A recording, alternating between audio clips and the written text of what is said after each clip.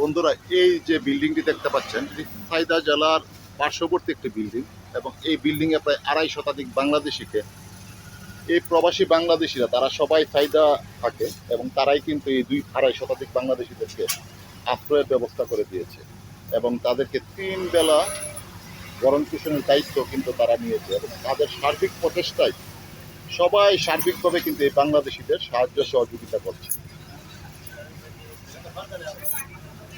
তো এই যুদ্ধ, লেবাননের যে পরিস্থিতি, এই পরিস্থিতির মধ্যে এই প্রবাসীরা যেভাবে প্রবাসীদের বাংলাদেশিদের পাশে দাঁড়িয়েছে, এটা আসলে সত্যি একটি মহৎ উদ্যোগ এবং এই মহৎ উদ্যোগকে আমরা সেলুট করি এবং আমি আশা করি যে লেবাননের যে প্রান্তে যেসব বাংলাদেশি রয়েছে যারা ভুক্তভোগী তাদের সবাই পাশে দাঁড়াবে এবং তাদেরকে সার্বিক সহযোগিতা করবে। এই মুহূর্তে কিন্তু আমরা বিশেষ করে দল মত বা আঞ্চলিকতার ঊর্ধ্বে উঠে সবার পাশে দাঁড়ানো দরকার বলে অন্তত আমি মনে করি এবং আমার বিশেষ করে লেবাননের যে বিভিন্ন সামাজিক সংগঠন বা আঞ্চলিক সংগঠনগুলো আছে তাদেরও কিন্তু এটা দায়িত্ব এবং কর্তব্য যে প্রত্যেকটি প্রবাসীদের যারা ভুক্তভোগী তাদের পাশে দাঁড়ানো। উনি একজন লেবানিজ নাগরিক, নাম মোহাম্মদ।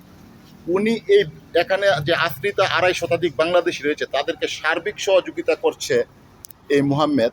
বিভিন্নভাবে বাংলাদেশি যে চাল ডাল তেল যেটাই দরকার পড়ে উনি কিন্তু সরবরাহ করছে এই আশ্রিতাদের মাঝে।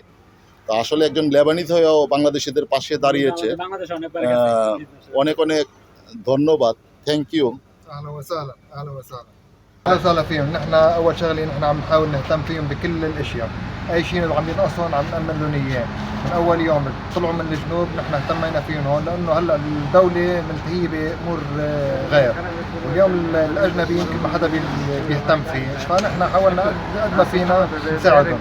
هون هن بالنسبه لنا اخواتنا، نحن وياهم بشر نفس الشيء، نفس ما في فرق بيننا. থ্যাংক ইউ হাবিবি, থ্যাংক اهلا ইউ, وسهلا. Thank you. আমাদের এই দোকানের মালিক হামুদে লেবননি।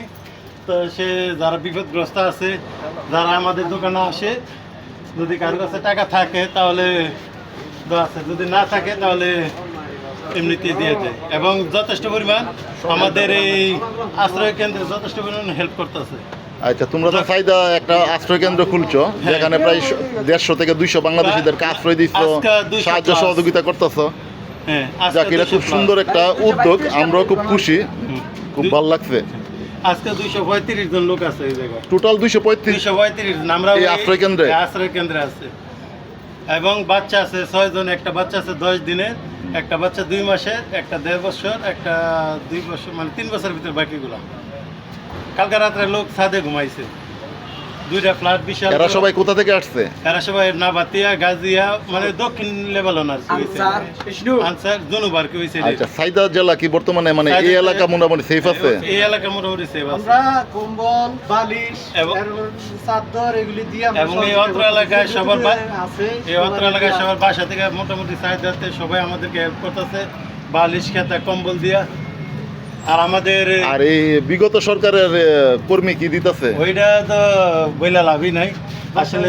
তো ওই যথেষ্ট হেল্প করতেছে সবাই সবাই, এখানে কোনো দলমত নাই, এখন সবাই প্রবাসী, দলমত নাই। আমাদের সাইদা ফ্রেন্ডস যে মোটামুটি সাইদার যারা বাঙালিরা আছে সবাই মিললে এই আশ্রয় আমাদের চলাফেরা আমাদের দলীয় কোনো এখানে দলীয় কোনো সম্পর্ক নাই, আর দলীয় কোনো পরিচয় নাই। এই মুহূর্তে এটা থাকা উচিত না।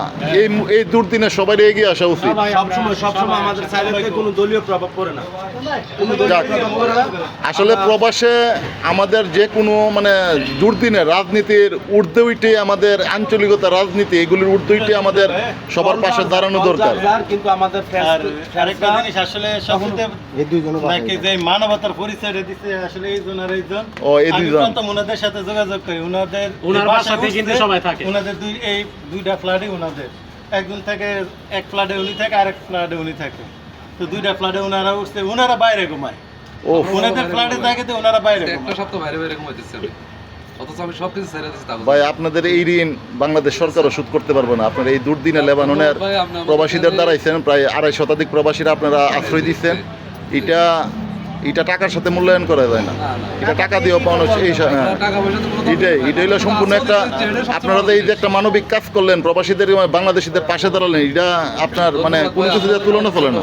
এইটি তবে আল্লাহর রহমতে হয়তো আমগো এলাকা সেফ থাকার কারণে সবাই আসতেছে এখানে। অথচ যদি আমগো এলাকাতে কোনো গন্ডগোল হতো আমরা হয়তো দেখা যাচ্ছে অন্য এলাকাতে যাইতে হইতো, অন্য বাঙালিরা আমাদেরকে সহযোগিতা করতো। কারণ আমরা সেফ থাকার কারণে হয়তো অন্যদেরকে জায়গা দিতে পারতেছি, এখন আমাদেরকে তাদেরকে একটু সেবা করার সুযোগ পাচ্ছি। আমাদের এখানে প্রবাসীদেরকে আশ্রয় দেওয়ার জন্য সর্বপ্রথম উদ্যোগদাতা আমার এই রাব্বুল ভাই। ওনার উদ্যোগে আমরা আজকে এই সারা লেবাননের যে দুর্যোগ মুক্ত অবস্থায় দক্ষিণ লেবাননের সবাইকে আশ্রয় দেওয়ার জন্য আসলে উনি আমাকে সর্বপ্রথম ইনফরমেশন করেছিল। তাই আমি ওনার কথাকে অবাধ্য এবং অবমূল্যায়ন না করে নিজেদের ক্যাপাসিটি অনুযায়ী সাধ্যমতো চেষ্টা করেছি সবাইকে এই সুস্থ এবং ভালোভাবে রাখার জন্য।